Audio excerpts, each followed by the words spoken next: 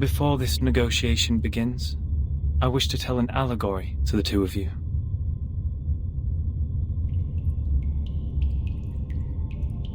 A group of people were imprisoned in a cave.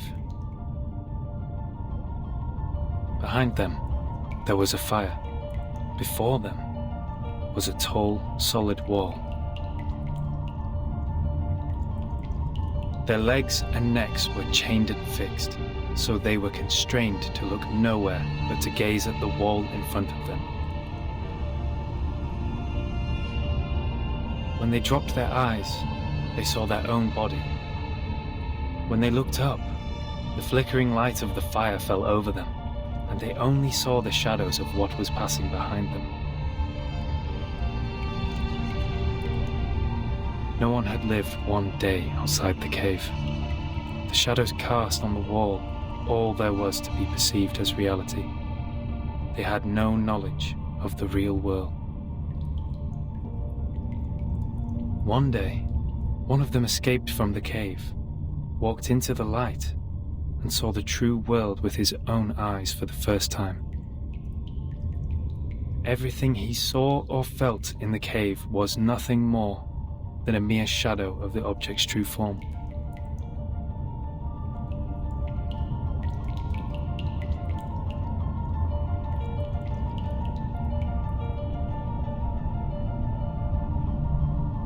Our world is a poor one, Miss Vertin. The phenomenal world is the cave in this allegory, where we are surrounded by shadows or some humble fractions of the truth. It is ugly, frivolous, filthy, perishable, subject to decay, and filled with hollow desires and meaningless struggles. Only the wise can walk out of that cave and see the world as it truly is. In that eternal, transcendent world, everything is in its most perfect form. I pray that you, Miss Vertin, the representative of St. Pavlov Foundation, and you, Miss Arcana, her counterpart of Manus Vindicte, would pay heed to my words. Everything you've been fighting each other for means no more than some fragments of phenomena to us. There's only one thing worth doing. That is, to seek higher wisdom, develop one's virtue, and achieve greatness in life. We have never set foot on the soil dampened by the storm, nor have we ever been involved in the disputes brought by the torrents of time.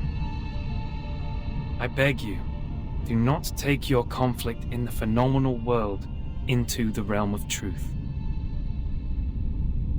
For certain. It was never my intention to sully the sanctuary of truth.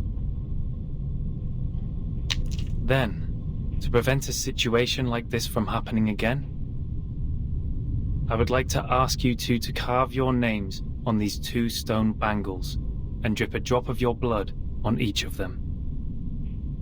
Once the bracelet is put on, no one will be able to remove it. From now on, as long as you're on this island, none of your people will draw blood from one another. Or the bangle shall draw all the blood from you. The peace agreement is so decided.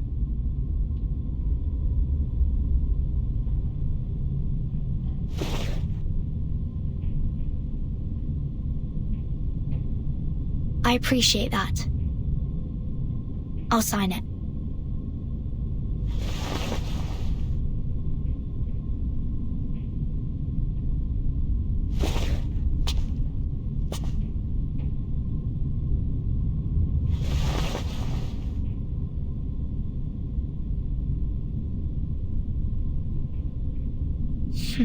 The peace agreement.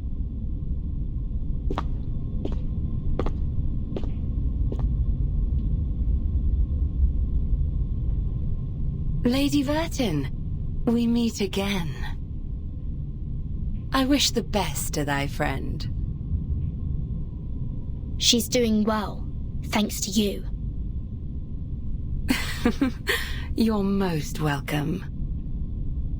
Thou shalt quench, for times hath changed. I would not wish to shed even a drop of Arcanist's blood in vain. But Schneider should be the victim of a merciless bullet?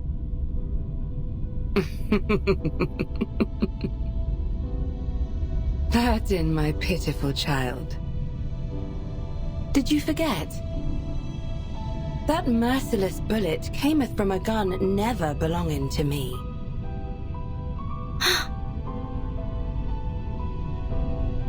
What's Manus Vindicte's purpose to be here? Hearken the archaic wisdom. Just as thou doest.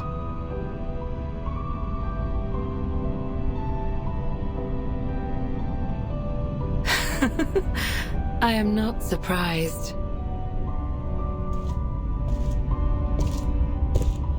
I adore thy visage, Lady Vertin, emotionless in the storm.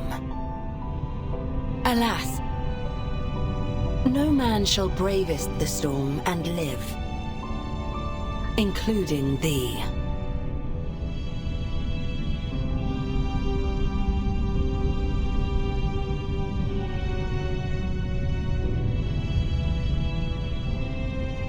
A wooden box in the Elitiao's base has my name on it. Was that your doing? Sadly, it wasn't. I hope thee findeth the answer satisfactory.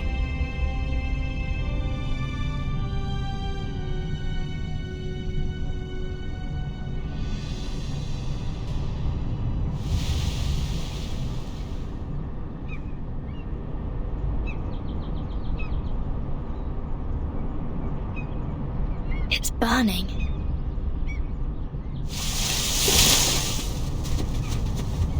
Is that Miss Arcana? Miss Arcana! Please! Don't go! Save us! And save us!